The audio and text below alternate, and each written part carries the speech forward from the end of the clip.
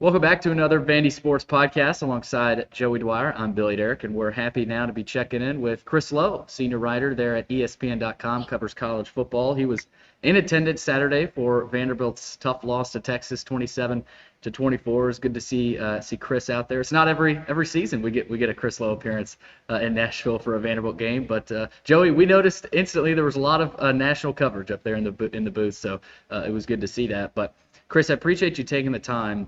I want to start with a tweet. Twitter runs the world now, of course, but you tweeted after the game on Saturday that you were in attendance for. You said, "I get that polls are polls, but no way Vandy should drop out of the top 25 after this tough loss to Texas." Why do you believe that? Well, they just barely did, not by much, but they did. I can't say I was surprised because I know how voters vote in those polls. But I think basically the way they played, who they played, I've seen a lot of teams play this year, both live and on TV. And, if you vote based on who you think the best 25 teams are, I think Vanderbilt right now is one of the best 25 teams. The reason they're not, let's be honest, the reason they're not still in the top 25 poll is they lost to Georgia State. If they don't have that slip up, there's no question they're in the top, probably the top 20, really. That's the killer for their resume. But no, they tackle well in space. They've got a quarterback who makes plays, and Diego Pavia. They're well coached. They're good on special teams. So all the things that you look for to me in a top 25 team, they are. They played a hard schedule. No, I think they're legit. And some people look and say, well, it's a great story if Vanderbilt has a good season this year, almost like it's a novelty. Well, no, I think this is a team that they've got 4 games left. If you beat Vanderbilt, you're going to have to play pretty well. I don't care who they play the rest of the way, be it Auburn, be it Tennessee, be it South Carolina. All the teams that they have to face the rest of the way better play good football if they expect to beat Vanderbilt. Chris, we walked out of the stadium together on Saturday night, and it felt like it was kind of the turning of a page for Vanderbilt having that much national media presence. I think you said the last time you'd been there was 2017. Just what was your impression of seeing them in person? What was your impression of First Bank Stadium and the crowd? Just everything that you saw Saturday, tell us about. I had a chance to watch them on TV, the Doors, this year a couple times, so I was not completely I'd seen them play. I knew what they were about. I knew the identity of their team. But to be there and see them, when you're at a game live, there were several plays, as you guys remember, where Texas got them out in space a couple times, 3 or 4 times I can remember. And a lot of those times, athletes the caliber of those kids at Texas go the distance, and Vanderbilt got them on the field. They got them on the ground. They made tackles in space. And those are the kind of plays we talk about, playmakers in space on offense. Well, defense to me is just as important. And I thought that was what most impressive, to be there and see that kind of playmaking ability on defense. So I think that was one of the things that stuck out. And seeing Diego live, he's such a charismatic guy, and he's fun to watch play. He's entertaining. But the way the kids on Vanderbilt's roster rally around him and play and just seem to soak it all up. I mean, he's a leader. He's a guy that, he reminds me a lot of, I said this to somebody Saturday, he reminds me a lot of Connor Shaw in South Carolina back in 2012 and 2013. One of those guys who's tough. He plays hurt. He can run the football. He's not afraid to run. He can throw it. Just a winner. And so to get to see him play live was a lot of fun. I told you, though, as we walked out of the stadium, the thing that was a bummer for me, and this is not a shot at anybody, okay, because it's just the way it is there, especially with the construction, is a team this good and a team that's this legit, you'd like to see them have a shot against the Texas with a true home field advantage. With 30,000 of those fans being Vanderbilt fans. I know there was 29 or 30, so let's say 25 of those fans are Vanderbilt fans, and Texas doesn't take over the stadium. But as you said, how do you fight against that? Most of those kids or fans bought season tickets just to come to that game. But I think that is something, if you're a player at Vanderbilt, if you're a coach, and I know that the student section was filled to the brim, which isn't always the case there at Vanderbilt, but boy, you'd love to play those types of games against the Bamas, against Tennessee, against Texas, and have the type of home field advantage that some of these other schools do around the country. And you know what? Maybe that's coming. maybe they'll get to that point. Clark continues to build, continues to bring in the caliber of players he has, and the kids respond to his coaching. Maybe we get to that point, and I hope so for Vanderbilt's case that they did.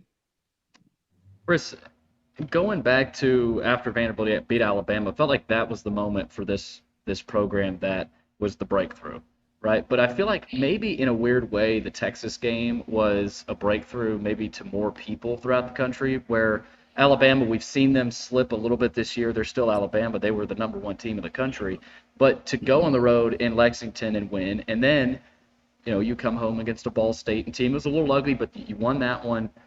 And then you come home to Texas, and you're 3 points away from beating Texas. Do you feel any different now after the Texas game as opposed to how you felt against Alabama? I'm not saying you were sitting there saying it was a fluke, but even myself was sitting there saying, okay, Texas is a different level. Can Vanderbilt do the same things they did against Alabama?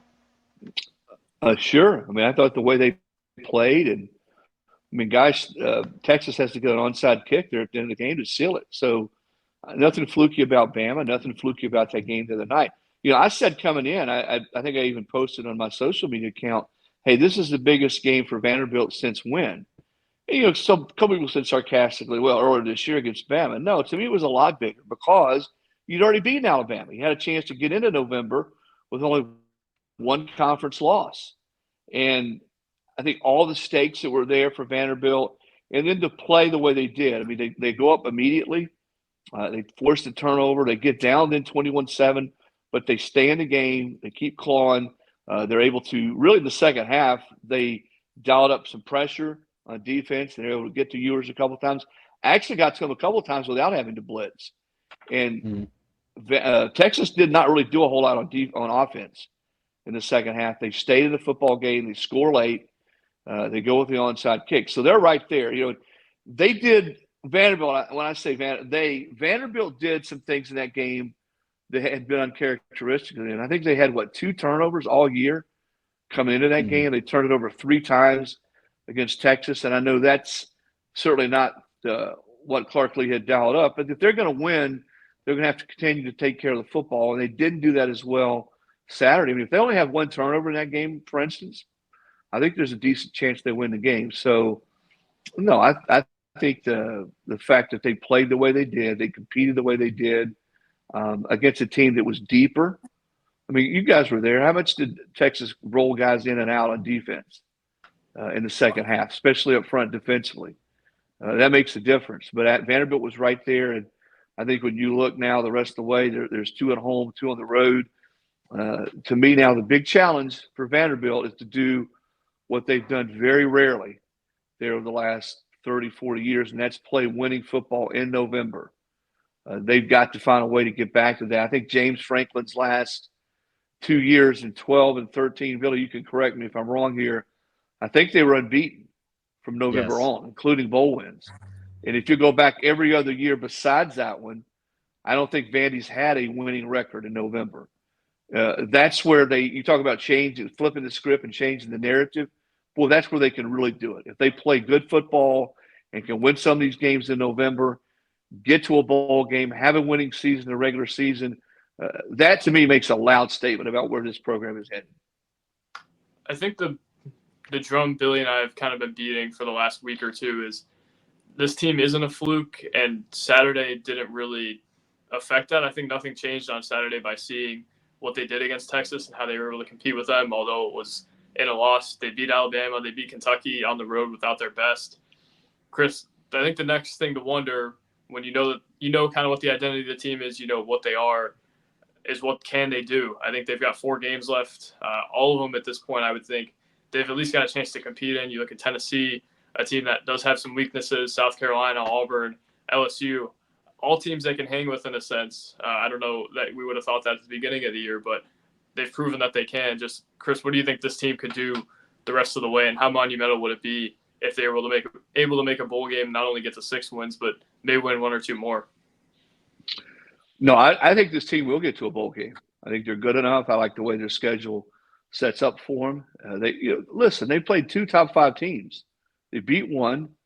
They took the other one to essentially the last play of the game on the onside kick. So they're not going to be intimidated. They're not going to roll up against anybody the rest of the way and not think they can win the game. I think they're past that. They're past that point. I think we've seen that now.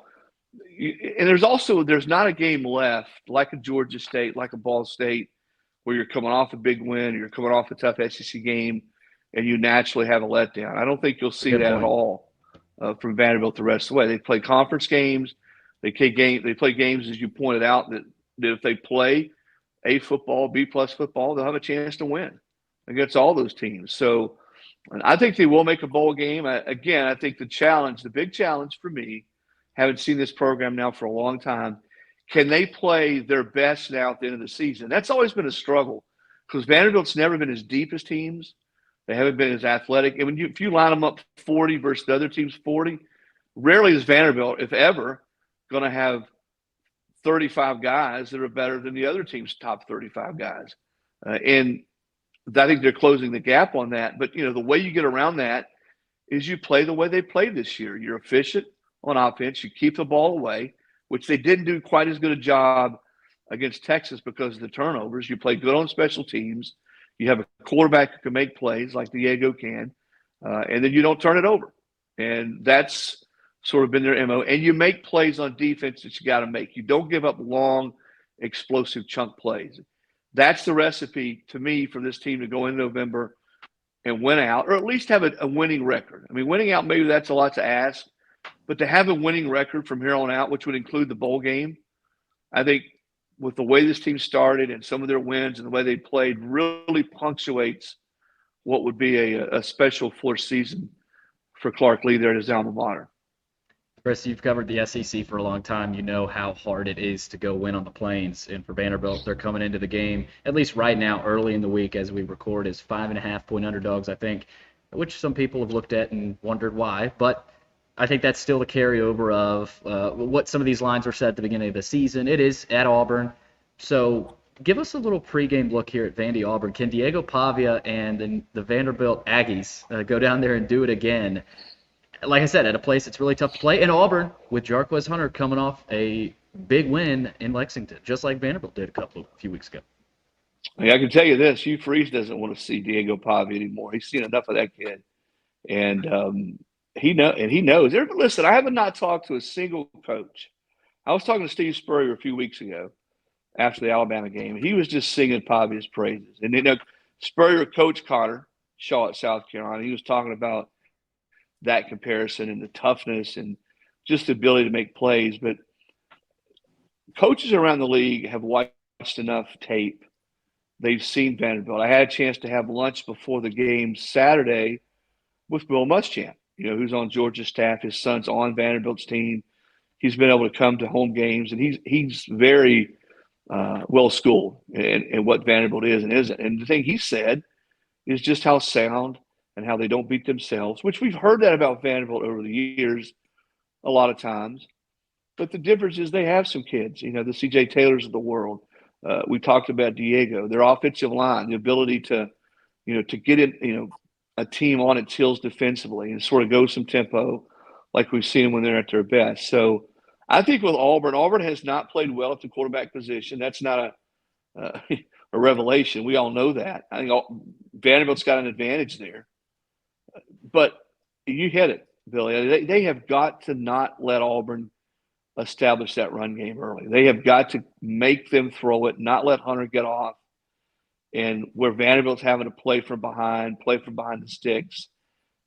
If they can keep Auburn from running the football, and even the other night, Auburn scored, 24 points. They've not scored a lot of points this year. So I like this matchup. I like Vanderbilt being able to keep the football, possess the football, go on some longer drives, not turn it over.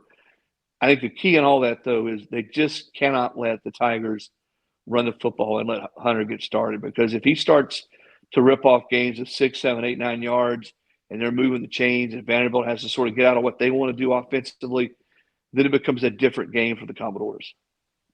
Chris, I got one more for you, and I'm going to raise you a little bit of an interesting thought here. And I'm doing it 15 minutes in case it's a stupid thought. But Georgia State was obviously the worst loss Vanderbilt had. You've seen a lot of SEC teams probably drop games like that over the years. The talk of that game going in was the mental makeup, the mental approach. there hasn't really been talk of that being a bad thing since then. They've had good preparation week in and week out. Could that have been one of the better things that happened to them, being able to be woken up 3 weeks, or what was it, 3 or 4 weeks into the season like that?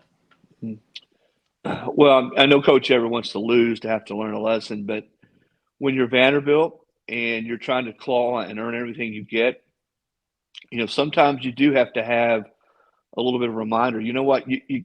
Texas and Georgia maybe can roll it out there and have a excuse me, guys, can have a C game and win because they're more talented than most people. They're deeper than most people. They have guys at skill positions. They have the skill set, to turn a mistake on defense into a touchdown. Vanderbilt doesn't have as many of those guys. So they've got to play their best football every time they walk on the field. I don't care who they play. I think that probably was Clark's message to his team as much or more than anything after that game. And you have seen them respond. They have played. And, I didn't know – I thought the game would be a close game against Texas. I didn't know if Vanderbilt had the firepower to beat them. But what impressed me, honestly, guys, is once they fell behind by 2 touchdowns, you sort of felt it there in the stadium. The Texas fans got going. It was loud on the other sideline with the Texas fans. But Vanderbilt, there never, to me, was any sense of panic. They did what they did. They stayed in their identity. They kept clawing. They made some more plays. They got the other turnover. They scored when they needed to score. And they were right there. I thought that if I'm not saying that would not have been the case had they had not lost to Georgia State, but I think they knew that they were going to have to come back and play all 60 minutes. And if things didn't go well or Texas had that run, which they did have, that they were going to have to stay in who they are and stay grounded. And I think that's the thing that Clark has done a really good job. His entire staff, not just Clark, is this team knows who it is. They know how they're going to win. They don't really get outside their lane. They lean on a quarterback on offense who can make plays and beat you a number of different ways. And they don't beat themselves in other facets of the game. And I know that sounds oversimplified, but that's what this team has done pretty much the whole year. And that's why I think going into these last 4 games, as we go into November, I think they win enough games to get to a bowl game. I would be surprised if we're not watching Vandy play this year in the postseason. I think we all would. It's going to be interesting. As you said, it's a great point about the month of November, Chris. Vanderbilt's got 4 games left, a couple of road games, a couple of home games. We'll see what happens with the Commodores. Chris, it was good to see you Saturday. Thanks for taking the time, and hopefully maybe we catch up maybe before that bowl game Vanderbilt plays it. You bet, guys. It's always good to be with you. Take care. Have a great day, all right? Thanks, Chris. And that's another episode of the Vandy Sports Podcast. Big thanks to Chris Lowe and Joey Dwyer. I'm Billy Derrick. All right.